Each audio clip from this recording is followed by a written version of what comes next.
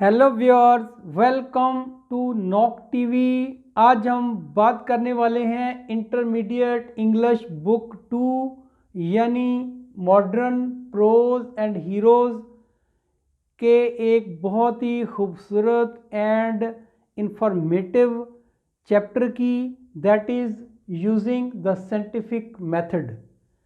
ये इसमें है क्या, इसको दो राइटर ने लिखा है जिसका नाम लिख दिया मैंने, डैरल बर्नार्ड है एंड लॉन एडवर्ड्स है। अब आप कहेंगे एक चैप्टर है 2 पेज का या 3 पेज का और 2 आदमी इसको लिखने वाले हैं, ऐसा ही है कुछ। असल में वजह यह है कि ये बोथ वर द टीचर और ये दोनों के दोनों जिसे कहते हैं ना कॉन्टम्परेरी राइटर थे, हम असर थे, दोनों टीचर भी थे, अपने अपने शोबे के हेड भी रहे, फिर अपने अपने शोबे के चेयरमैन भी रहे। उन्होंने जॉइंटली एक बुक लिखी है, जॉइंटली एक यानी कि शेयर्ड बुक लिखी है। उस बुक में 5 के करीब चैप्टर हैं। उसी बुक में से एक चैप्टर लिया गया है जिसका नाम है using the scientific method. That is why there are two writer of this chapter. इस चैप्टर के 2 राइटर लिखे गए, यही वजह है कि जॉइंटली बुक में से लिया गया है। अब इसमें है क्या, देखिए इसके मीनिंग से नज़र आ रहा है कि जब हम साइंटिफिक मेथड, साइंटिफिक तरीका यूज़ करते हैं, आजकल के जदीद दौर की बात कर रहा है, अभी हम चैप्टर को नहीं छेड़ रहे, थोड़ा सा बैकग्राउंड पे चलें। देखें, एक हमें पता है कि हमारे ज़मींदार जो है ये हमारे खेतों में फ़ी एकड़ पैदावार, गंदम की बात कर रहा हूँ, गंदम या वीट या कॉर्न की फ़ी एकड़ पैदावार 30 मन या 40 मन होती थी। फिर जो जो केमिकल फर्टिलाइज़र आया है उसके बाद इसकी प्रोडक्शन बढ़ गई है। फिर एक वक्त ऐसा आया है कि देखें उस गंदम के जो स्टेम होते थे वो बड़े होते थे, ऊपर जो सिट्टा होता था वो छोटा होता था।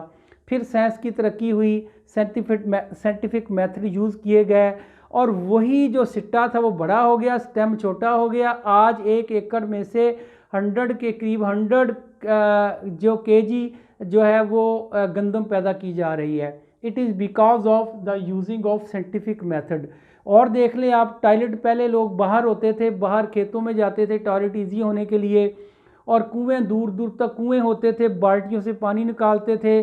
फिर बाहर जो इंसानों का फजला या जानवरों का वेस्ट था वो सारा कुआं में चला जाता था, पानी गंदा होता था, वो पीते थे, जर्म्स आते थे, बुखार होता था, बीमारियां लगती थी, वो लिखी भी है मैंने। तो इसी तरह उन पे काबू पा लिया गया। क्यों पा लिया गया? Because of using the scientific method.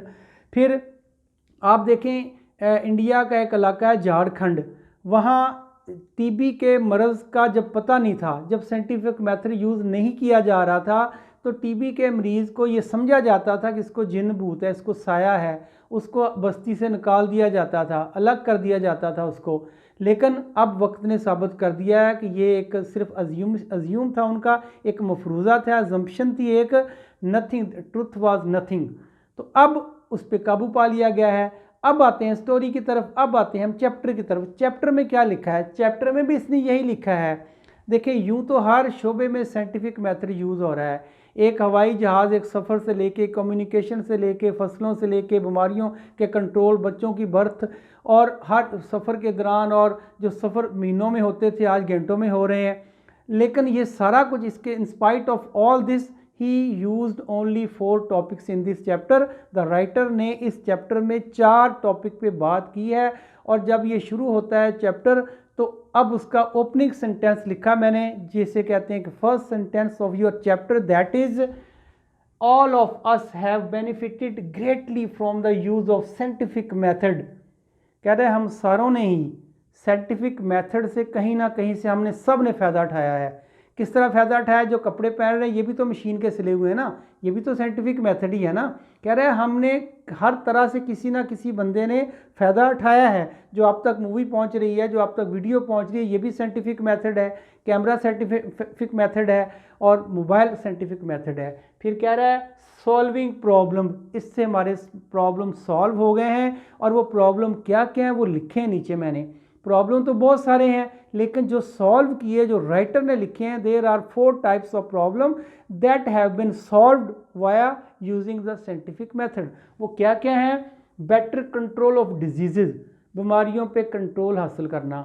दूसरा है better sanitary condition, sanitary condition, हिफ़्ज़ाने सेहत के असूलों को फॉलो करना। फिर है more food and better food, इसमें प्रोग्रेस हुई है। फिर है बेटर एटीट्यूड, ये हमारा चेंज हुआ है। इन चारों के ऊपर हम फोकस करेंगे और मैं कोशिश करूंगा कि आपकी बुक में जो कंटेंट दिया गया है उससे बाहर ना जाऊं, क्योंकि आप जो बात सुनेंगे वो आपका ऑब्जेक्टिव में होगी। अगर मैं अपने पास से बातें डालूंगा तो वो आपको ऑब्जेक्टिव फिर आपको क्लियर नहीं होगा।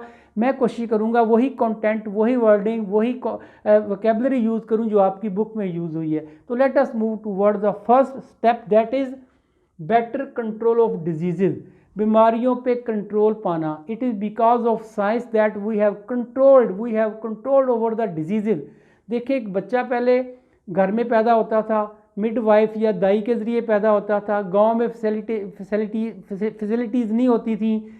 अब जो वही बच्चे जो हैं वो कह रहा है कि 8 बच्चे अगर पैदा होते थे ना तो 7 बच्चे अपनी पहली बर्थडे तक नहीं पहुंचते थे। सिर्फ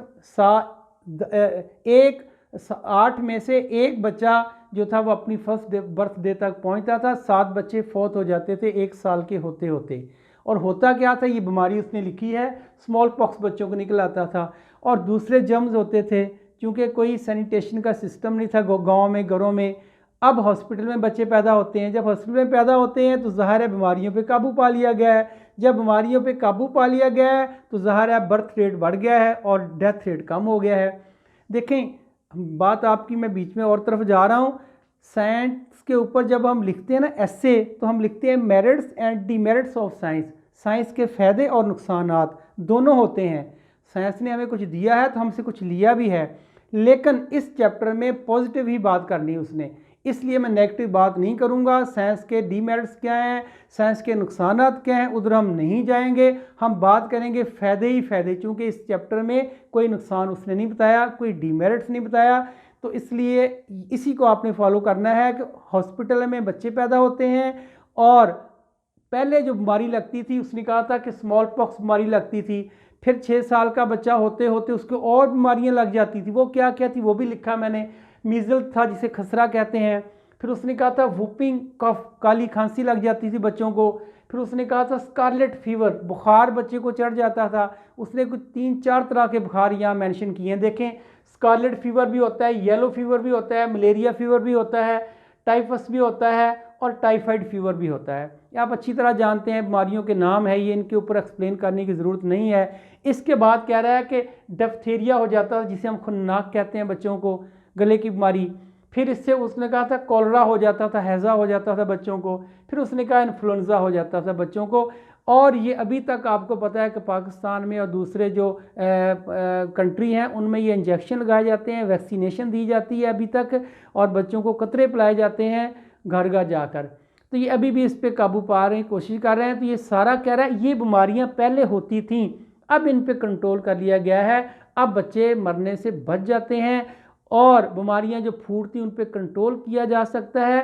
पहले कह रहा है एक आदमी की एवरेज एज जो 30 ईयर होती थी, आज वही एवरेज एज 70 ईयर तक पहुंच चुकी है। ये it is because of scientific method, ये साइंटिफिक मेथड के यूज़ की वजह से होता है। दूसरी बात उसने की है better sanitary condition. Sanitary condition देखें, घरों में पहले आपको पता है तंग गलियां होती थी, अंदर से जो पुराने शहर आबाद हैं, तंग गलियां थी, अंदर से पाइपलाइन भी नहीं थी, ओपन ड्रेनेज सिस्टम था पानी का, सीवरेज सिस्टम नहीं होता था, ओपन पानी जाता था, तंग गलियां थी और उनमें जानवर खुले फिरते थे। जानवर अपना जिसे कहते हैं रिफ्यूज़ या वेस्ट, अपना फजला बाहर फेंकते थे और वो सारे का सारा किसी न किसी शक्ल में, जरासीम की शक्ल में हमारे ही घरों में जाता था। गलियों में जानवर खुले फिरते थे और खेतों में टॉयलेट होते थे और खेतों में लोग जाते थे सुबह सुबह या शाम को या रात को, जब भी उनको ज़रूरत होती थी ईजी होने के लिए। अब कह रहा है कि वो और अब बिकॉज ऑफ साइंस ऐसा नहीं, अब हर घर में टॉयलेट बन गए हैं, हर घर में पानी पहुंच चुका है पाइप के ज़रिए, और हर घर में गंदे पानी के लिए सीवरेज बन चुका है। और पानी, पीने का पानी जो लोग पहले कुओं से दूर दूर से बकेट बाल्टियों में भर के लाते थे मीलों दूर से, आज वो कह रहा है उसने हर शहर में पानी पहुंच गया है। उसने एक शहर की यहाँ एग्जांपल दी है लॉस एंजलिस की। उसने कहा कि लॉस एंजलिस का जो सिटी है उसमें देखें जो कोलोराडो रिवर है 544 किलोमीटर दूर है वहाँ से, उसको पाइपों के ज़रिए पूरे शहर को पानी दिया जा रहा है। उसने एक एग्जांपल कोड की है, बाकी भी ऐसी और शहर हैं, बहुत सारे ऐसे। यूएई देख लें, सारा दुबई जो है उसको सारे को सारा समुंदर का पानी ही साफ़ करके प्रोवाइड किया जा रहा है। अब कह रहा है ये सैनिटरी सिस्टम में चेंज आ गया है, गंदे पानी पे कंट्रोल कर लिया गया है, साफ़ पानी आ गया है। अब तीसरी बात जो करने जा रहा है वो कह रहा है more food and better food. पहले फूड होती थी सीजनल, एक सीज़न में एक फूड आई है, आपने खा ली और आप स्टोर भी नहीं कर सकते थे, दूसरे सीज़न तक आपको इंतज़ार करना पड़ता था खाने के लिए। फिर मोर फूड, मैंने आपको पहले बताया था कि 1 एकड़ की पैदावार 30-40 मन गंदम से बढ़कर 100 मन गंदम तक चली गई है। उससे आप अंदाज़ा लगा सकते हैं कि मोर फूड हो गई है और सेव भी करने लग गए हैं, प्रिजर्वेशन हो गई है, उसको महफूज करने लग गए हैं। पहले लोग क्या करते थे, देखिए आपको पता है कि अरब में एक ऊँट अगर ज़िबा होता था, इतना ऊँट तो नहीं खाया जाता ना, तो उसको सुखा लेते थे, ड्राई कर लेते थे या पिकलिंग कर लेते थे, उसका अचार डालना जिसे कहते हैं ना, और उसको नमक लगा के स्टोर कर लेते थे किसी तरह खाने के लिए। आजकल क्विक फ्रीजिंग मेथड है, फ्रिज में रखें खाएं आप उसको। इसी तरह और तरीके आ गए हैं, ग्रेडेशन आ गई है, जो फल हैं या फ्रूट्स हैं उनकी ग्रेडेशन आ गई है, उनकी वैक्सीनेशन आ गई है और स्टोर्स में रख के उनको सेव किया जा सकता है। जब सीज़न नहीं होगा फिर आप यूज़ कर सकते हैं। फिर उसने कहा था कि ट्रांसपोर्टेशन और कम्युनिकेशन की वजह से हम राब्ते में होते हैं कि फ़लाँ इलाके में किन्नू पड़ा है, फ़लाँ इलाके में गवा पड़ा है, फ़लाँ इलाके में मेलन पड़ा है, वाटरमेलन पड़ा है। तो हर इलाके में चूँकि गर्मी सर्दी बराबर नहीं आती, अगर एक जगह गर्मी है तो मे भी किसी इलाके में सर्दी होगी, तो उस इलाके के फल इधर आ सकते हैं, इसके उधर जा सकते हैं। तो हम पूरा साल जो है फ्रूट खा सकते हैं, पूरा साल सब्जियां खा सकते हैं, हमें सीज़न की अब कोई परेशानी नहीं है। फिर उसने कहा था कि देखें गोश्त, फिर उसने मछली कहा था कि जो फ़िश है, जो सी फूड है, वो सी के पास ही खाई जा सकती थी, लेकिन अब उसको भी सेव कर दिया जाता है, उसको बचा लिया जाता है डब्बों में, फ्रीज़ में, और उसको ड्राई करके, साल्टिंग करके, ग्रेडिंग करके उनकी सब्जियों की, और उनको बचा लिया जाता है। अब कह रहा है it is because of the use of scientific method. चौथी बात जो उसने की, उसने कहा था बेटर एटीट्यूड। ये बहुत अहम है। एटीट्यूड से यहाँ तक आप थिंकिंग रखें, एटीट्यूड से मुराद है थिंकिंग, आपकी सोच, आपकी सोच में चेंज आई है। चूँकि हमारी सोच एक लिमिटेड थी, हमें एजुकेट किया गया। जब एजुकेशन ने हमें बताया कि सोचों को बड़ा करें, और जो हमारे डर थे, हमारे फियर थे, हमारे खौफ थे, आज भी कोई देखें घर में फ़कीर आता है ना, हमें डर होता है कि वो बद्दुआ ना दे दे कोई। तो कह रहे ऐसी बात नहीं है, बल्कि हर चीज़ को, हर बुरे काम को जो था वो इसी के ऊपर डाला जाता था कि ये बदरू है, कोई जिन पूत है, कोई साया है। तो गले में बच्चे तवीज़ डालते थे, चाम जिसे कहते हैं, चाम तवीज़ गंडे धागों पे। जो एजुकेशन आ रही है, साइंटिफिक मेथड यूज़ हो रहे हैं, हम लोग जहाँ जहाँ एजुकेशन आ रही वहाँ से जिन पूत भागते जा रहे हैं। अब वो कह रहा है कि it is because of science using the scientific method. फिर कह रहा है कि शीशा जब टूटता था ना, उसका भी उसको बैड लक समझा जाता था। नंबर 13 को बैड लक समझा जाता था। पहले ऐसे होता था, होटल जो बड़े बड़े होटल हैं उनमें 13 जो नंबर है उसका फ्लोर ही नहीं होता था, 12 के बाद 14 नंबर, क्योंकि इसको अनलकी या बैड लक समझा जाता था, गिर सकता था कोई। कैसे जोड़ा, इसके पीछे फिर एक स्टोरी है, उधर हम नहीं जाएंगे। 13 नंबर को भी बैड लक समझा जाता था, शीशा टूटने को भी बैड लक समझा जाता था। अगर काली बिल्ली रास्ता काट जाती थी, ब्लैक कैट, उसको भी एक बैड लक समझा जाता था कि काली बिल्ली ने रास्ता काट दिया, मेरा अब काम नहीं होगा। और जब भी एजुकेशन आती जा रही है, नाखून काट के घर में फेंकने से चोर आते, इसको भी समझा जाता था। लेकिन जो एजुकेशन आ रही है, ये सारे के सारे जो फॉल्स अजम्पशन है वो ख़त्म हो रहे हैं और ट्रूथफुलनेस सामने आ रही है।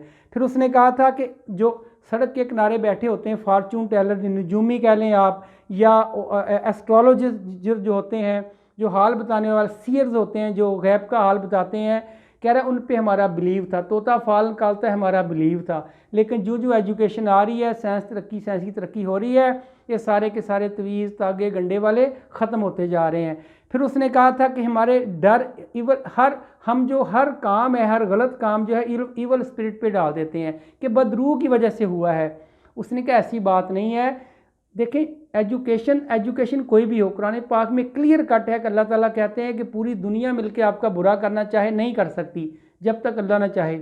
और पूरी दुनिया मिलकर आपका अच्छा करना चाहे नहीं कर सकती जब तक अल्लाह ना चाहे।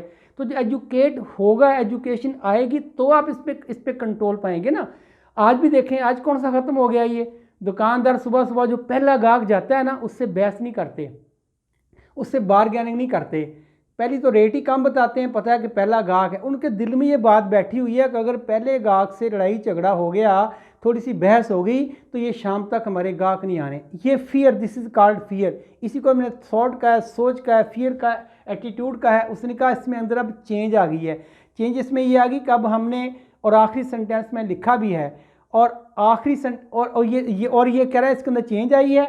आखिरी सेंटेंस यही लिखा है, द डिस्कवरीज ऑफ साइंटिस्ट की इस डिस्कवरी ने हैव हेल्प्ड पीपल डेवलप, इससे इंसानों को मदद मिली है डेवलप करने में। क्या डेवलप करने में? एटीट्यूड, अपना रवैया, अपनी सोच, अपनी फिक्र, अपने डर मिटाने के लिए। ओपन माइंडेडनेस, इसमें ओपन माइंडेडनेस आ गई हमारे अंदर, ज़हन खुल गए हमारे। क्योंकि गांव में एक फ़कीर आता है या मांगने के लिए, उससे डर लगता था कहीं बदवा ना दे दे। हालांकि बदवा की किसी की नहीं लगती। मैंने कहा ना, किसी के अच्छा कहने से अच्छा या बुरा कहने से बुरा नहीं बन जाता, अल्लाह ताला के फैसले होते हैं। लेकिन ये डर बैठा हुआ था। उसने कहा था, they are more willing to look for new truths. अब लोग सच्चाई को जान गए हैं, देन टू अज्यूम, फ़र्ज़ की निस्बत, हम फ़र्ज़ करते, अजम्पशन थी हमारी, हम मफरूज़े कायम कर लेते थे कि ये हो गया होगा। और बहुत से आज भी ऐसे लोग हैं, गाड़ी के नीचे सांप आके मर गया, वो बंदा पागल हो गया। तो मैंने पूछा पागल क्यों हो गया? कह रहे हैं वो सांप नहीं था, वो कोई बुज़ुर्ग था। देखिए, सांप इंसान बन सकता है या इंसान सांप बन सकता है, इसका कोई कॉन्सेप्ट नहीं है। लेकिन अगर ये दिल में बिठाया हुआ है, डर बिठाया हुआ है कि सांप था, वो आदमी था, सांप बना हुआ था, या जो थे वो जिन का बच्चा सांप बना हुआ था, भी जिन के बच्चे को नहीं पता यहाँ आदमी जा रहा है, वो ना सांप बनता। इसलिए ये मफरूज़े कायम किए हुए हैं। वो कह रहा है कि सारे के सारे ट्रुथ में बदल गए हैं, सच्चाई में बदल गए हैं। तो अब ये ऐसे डर और फियर ख़त्म हो गए। It is because of science. So viewer, इससे हमें यही देखें, इसका यही एक थीम निकलता है कि जो जो एजुकेशन आती जा रही है, और इसी तरह से जो फॉल्स असम्पशन है वो ख़त्म होती जा रही हैं, और इंसान जो है वो तरक्की की तरफ बढ़ता जा रहा है। Thank you very much for watching my video till last.